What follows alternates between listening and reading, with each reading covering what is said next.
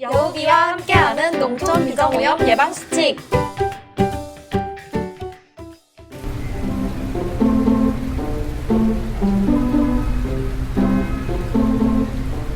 빗물바지?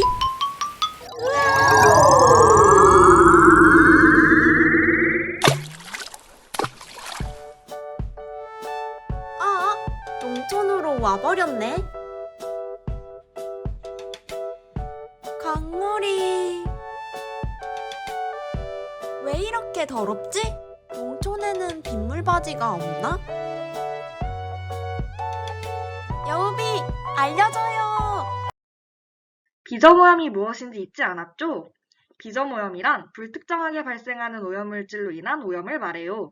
비저오염은 오염물질이 발생하는 장소에 따라 다른 특성을 보여요. 한번 알아볼까요? 먼저 도시와 농촌의 비저오염 물질 차이점이에요.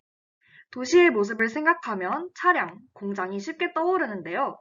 자동차로 인해 기름과 그리스가 발생하고 공사장이나 사업장에서 발생하는 쓰레기, 잔재물에서 중금속과 협작물이 발생해요. 농촌을 떠올리면 무엇이 생각나나요? 네, 논이나 밭이 떠오르죠? 농사를 위해 사용하는 비료나 농약이 비저오염원이 될 수 있답니다.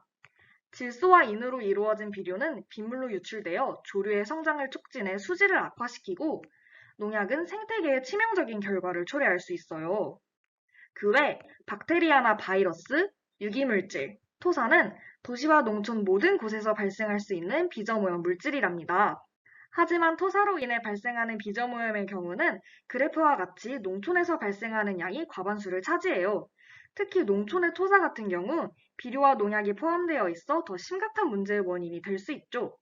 조금 더 자세히 알고 싶다고요? 도시지역 비저오염에 대해 먼저 알려줄게요. 도시지역에서 발생하는 비저오염원 중 가장 큰 비중을 차지하는 것은 함유식 하수관이에요. 함유식 하수관이란 오수와 빗물을 하나의 관으로 수송하는 방식을 말해요. 이러한 시스템은 비가 오지 않을 땐 하수를 하수처리장에서 처리하지만 강우 시에는 유출량이 증가하여 차집 용량 이상의 하수와 빗물을 하천으로 방류해요. 이때 오염물질이 같이 배출되어 수질 오염 문제를 일으킨답니다.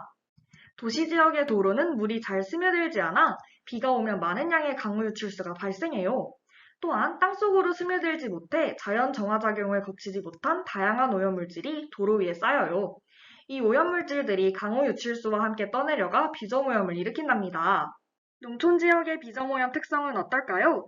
농촌의 경우 자연적인 조건, 인위적인 조건에 의해 큰 영향을 받아요. 자연적인 조건에는 강우의 세기와 양, 흙의 성분, 경작지의 경사 및 길이, 지형 조건이 있어요. 인위적인 조건은 지역별 토지 이용 상황, 비료 사용량, 관계 및 배수 등 지역에서 오래전부터 해오던 농업 방식을 말하는데요.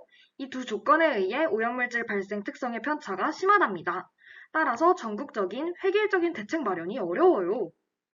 비저오염원 관리와 저감에도 도시와 농촌의 차이가 있는데요. 도시 비저오염은 단위 면적당 오염 방지 시설에서 처리되지 않고 배출되는 오염물질이 많고 저감시설 설치가 용이해서 다양한 시설을 통한 저감이 이루어지고 있어요. 하지만 농촌의 비저오염은 배출원이 광범위해서 시설 설치가 어려워요. 또한 기술이나 경험이 부족해서 관리가 어렵다고 해요. 그래서 비구조적 방법이나 친환경에 대한 사람들의 참여가 절실한데 명확한 기준이 없어 저감 활동을 유도하는 데 한계가 있는 상황이에요. 그럼 이제 농촌지역 최적관리 기술에 대해 알아보아요. 최적관리 기술이란 무엇일까요? 베스트 매니지먼트 프랙티시스를 줄여 BMPS라고도 일컫는 이 기술은 최적의 비용을 가지고 가장 효과적이고 효율적으로 오염을 예방하거나 최소화하는 기술이나 기법을 뜻해요. 농촌의 비저오염을 저감하기 위한 최적관리 기술은 어떤 것이 있는지 알아볼까요? 먼저 농업지역에서의 최적관리 기술 첫 번째, 논에서 배수 물꼬를 높이기. 논에서 배수 물꼬를 높이면 질소와 인의 지표 발생량을 줄일 수 있어요. 두 번째, 화학 비료 대신 비료 성분이 천천히 방출되는 완효성 비료를 사용한다면 비료 효과의 지속 시간도 늘어나고 질소와 인이 적게 발생돼요. 세 번째, 토양 피복하기.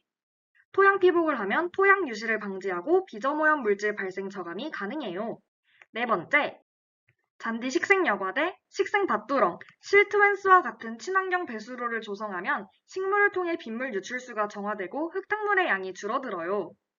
5번째, 침투 집단과 침사구를 통해 빗물이 유출되지 않고 땅속으로 스며들게 만드는 방법이 있어요.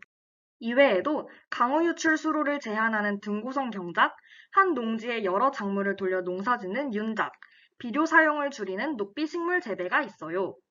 가축 지역에서는 가축 분뇨 퇴액비 활용, 폐기물 저장 연못 및 저장시설 설치, 축사 구조 개선, 가축 폐기물 살포량과 시기 조절 방법이 최적 관리 기술로 사용되고 있어요.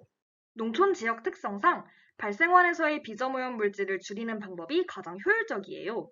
강, 하천 전체 유역의 수질 개선을 위해서는 각 지역 농민들의 참여가 가장 중요하기 때문에 농촌 비점오염 저감을 위한 법과 제도가 잘 갖춰져야 한답니다. 함께 알아볼까요?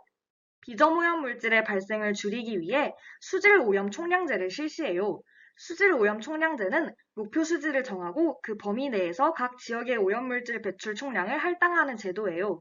이 외에도 가축 분뇨 관리제, 지역 단위 양분 관리제, 공익직불제를 실시하고 있어요. 저건 뭐예요? 지금 보이는 화면은 농촌 거버넌스라는 것이에요. 농촌 거버넌스는 주민들에게 농촌 비전 관리의 필요성을 알리고 참여를 확산시키기 위한 방식 중 하나예요. 또한 농업 생산 기반 시설 연계 관리가 필요하고 농민들이 참여할 수 있도록 홍보 및 교육 프로그램을 개발하고 보급하는 것이 중요해요. 하지만 아직 우리나라는 농민들의 적극적이고 자발적인 참여를 유도할 수 있는 법과 제도가 부족하다고 해요. 해외에서는 비용 분담제, 질소 관리제, 교차 준수제 등 다양한 제도를 도입해서 농촌 지역의 비정모임 문제를 해결하기 위해 노력하고 있어요. 우리나라에도 적용된다면 정말 좋겠죠? 지금까지 여우비와 함께 농촌 지역 비점오염 예방 수칙에 대해서 알아봤어요. 우리 다 같이 비점오염 줄이기 함께해요.